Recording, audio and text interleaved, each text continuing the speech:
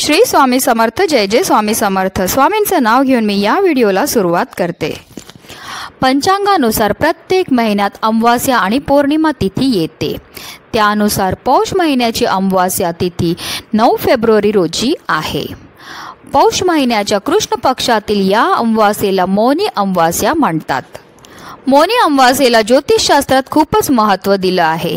या दिवशी पवित्र नद्यांमध्ये स्नान करायला आणि त्याचबरोबर दानाला सुद्धा खूपच महत्त्व आहे. असं केल्यामुळे आपल्या जीवनामध्ये सकारात्मक फळ मिळते. या दिवशी मौन व्रत देखील पाळले जाते. पंचांगानुसार मौनी अमावास्या तिथी 9 फेब्रुवारीला सकाळी 8:02 प्रारंभ होईल, तर ती दुसऱ्या दिवशी म्हणजे 10 फेब्रुवारी रोजी पहाटे 4:28 समाप्त होईल. आणि उदय तिथीनुसार जे आहे 9 फेब्रुवारीला मौनी अमावास्या साजरी केली जाईल.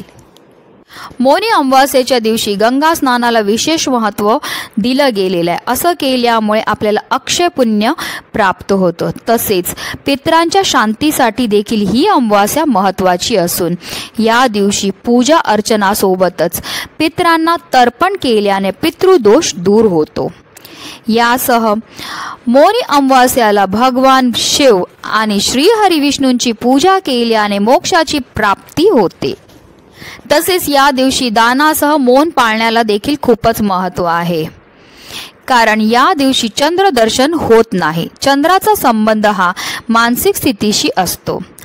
या दिवशी मौन पाळल्याने मानसिक स्थिती चांगली राहते व मन मजबूत होते. एवढं महत्त्व आहे मौनी अमावास्येचं. आणि म्हणूनच मौनी अमावास्येच्या दिवशी प्रत्येक आईने आपल्या मुलांवरनं ही एक वस्तू उतरवून टाकायची, ज्यामुळे आपल्या मुलांमध्ये असणारे सर्व दोष, सर्व विघ्न, सर्व अडचणी तर नष्ट होणारच आहे. पण जर ते अभ्यास करत असतील, त्यांच्या अभ्यासामध्ये प्रगती होईल, नोकरी करत असतील तर नोकरीमध्ये त्यांना यश मिळेल, किंवा ते व्यवसाय करत असतील तर व्यवसायामध्ये भरभराट होईल. अतिशय प्रभावी असा हा उपाय जो प्रत्येक आईने मौनी अमावास्येच्या दिवशी करायचा, त्याबद्दल सविस्तर माहिती मी तुम्हाला या व्हिडिओमध्ये देणार आहे. तर व्हिडिओ पूर्ण पहा. आणि जर तुम्ही माझ्या चॅनलवर नवीन असतील तर चॅनलला सबस्क्राईब करा आणि शेजारी बेल आयकॉन सुद्धा प्रेस करा, जेणेकरून तुम्हाला माझ्या नवनवीन व्हिडिओचं नोटिफिकेशन हे मिळत राहील. अगदी तुमच्यापासून माझ्यापर्यंत प्रत्येक आई असा विचार करते की आपल्या मुलांना प्रत्येक क्षेत्रामध्ये यश हे मिळालं पाहिजे. जर ते अभ्यास करत असतील तर त्यांना केलेला अभ्यास हा लक्षात राहिला पाहिजे. जर ते नोकरी करत असतील तर त्यांना नोकरीमध्ये यश मिळालं पाहिजे, किंवा व्यवसाय करत असतील तर व्यवसायामध्ये भरभरून यश मिळालं पाहिजे. पण बऱ्याचदा काय होतं ना, आपल्या मुलांमध्ये किंवा आपल्या घरामध्ये काही दोष असतात, त्यामुळे सुद्धा आपल्या मुलांच्या जीवनामध्ये अनेक प्रकारच्या समस्या ह्या उद्भवत असतात. जसं की जर मुलांना नजर लागलेली असेल, किंवा त्यांचे ग्रह चांगले नसतील, किंवा आपल्या घरामध्ये पितृदोष असेल, वास्तुदोष असेल, तर त्यामुळे सुद्धा अनेक प्रकारच्या समस्या ह्या आपल्या मुलांच्या जीवनामध्ये उद्भवत असतात. आणि म्हणूनच जर अशा विशेष तिथीला आपण काही विशेष उपाय केले तर त्यामुळे आपल्या मुलांच्या जीवनामध्ये असणारे सर्व विघ्न, सर्व दोष हे नष्ट होण्यामध्ये मदतही मिळते. तुम्ही पाहिलं असेल बऱ्याचदा जे आहे, जर आपल्या मुलांना नजर लागलेली असेल तर ती मुलं हट्टीपणा करतात, किरकिर करतात, किंवा एखादा बाहेरचा व्यक्ती आपल्या घरामध्ये येऊन गेला की आपली मुलं आजारी पडतात.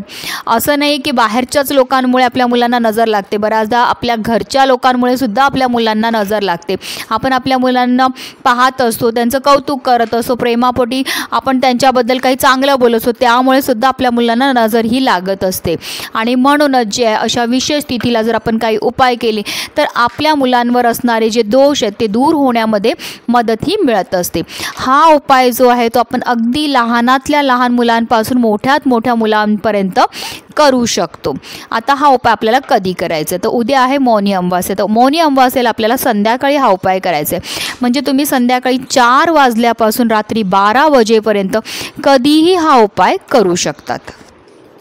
तर या उपायाकरता आपल्याला लाल मिरच्या घ्यायच्या, 7 देठासकट आपल्याला लाल मिरच्या घ्यायच्या आहेत. त्याचबरोबर आपल्याला थोडंसं जे खडे मीठ घ्यायचं आहे. आणि त्याचबरोबर जेव्हा आई आपले केस विंचरते, म्हणजे मुलांकरता आपण हा उपाय करतो, म्हणजे प्रत्येक आईने जे आपले केस विंचरते तर त्याच्यातले जे केस आपले गळून येतात त्याच्यातले 2 ते 3 केस आपल्याला घ्यायचे आहेत. त्याचबरोबर आपल्या घराच्या बाहेर जाऊन जे आहे आपल्याला जे खडे असतात, छोटे छोटे खडे असतात, त्याच्यातले 7 खडे सुद्धा आपल्याला घेऊन यायचे. त्याचबरोबर आपल्याला चिमूटभर पिवळी मोहरी घ्यायची आहे आणि चिमूटभर आपल्याला काळे तीळ हे घ्यायचे आहेत. आता ह्या सर्व वस्तू ज्या आहेत त्या आपल्याला आपल्या उजव्या हातामध्ये घ्यायच्या. जर आपली 2 मुलं असतील तर दोन्ही मुलांना आपल्याला बाजूला बसवायचं आणि हा एकच वस्तू जी आपल्या दोन्ही मुलांवरनं आपल्याला डोक्यापासून पायापर्यंत 7-7 वेळा उतरवायची आहेत. जर एक मुलगा असेल तर तुम्हाला हा एका करता करायचं. 2 मुलं असतील तर तुम्हाला हा एकच वस्तू जी आहेत त्या दोन्ही मुलांच्या डोक्यापासून पायापर्यंत 7-7 वेळा उतरवायच्या आहेत.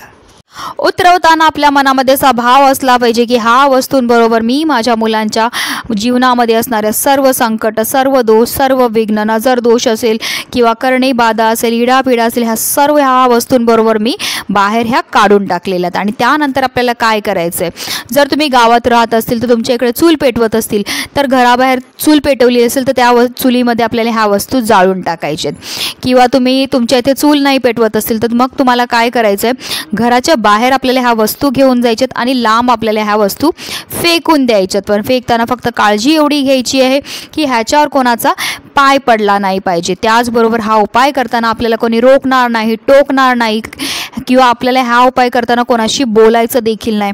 अतिशय प्रभावी असा हा उपाय आहे, कारण अमावास्याच्या दिवशी जेवढे पण उपाय आपण मुलांकरता करतो ते नेहमी कारगर ठरत असतात. आणि म्हणूनच जो आहे हा उपाय आवर्जून प्रत्येक आईने आपल्या मुलांकरता करायचं आहे, जेणेकरून आपल्या मुलांच्या जीवनामध्ये असणारे सर्व दोष, सर्व विघ्न, सर्व संकट नष्ट होऊन त्यांची प्रत्येक क्षेत्रामध्ये भरभरून अशी प्रगती होईल.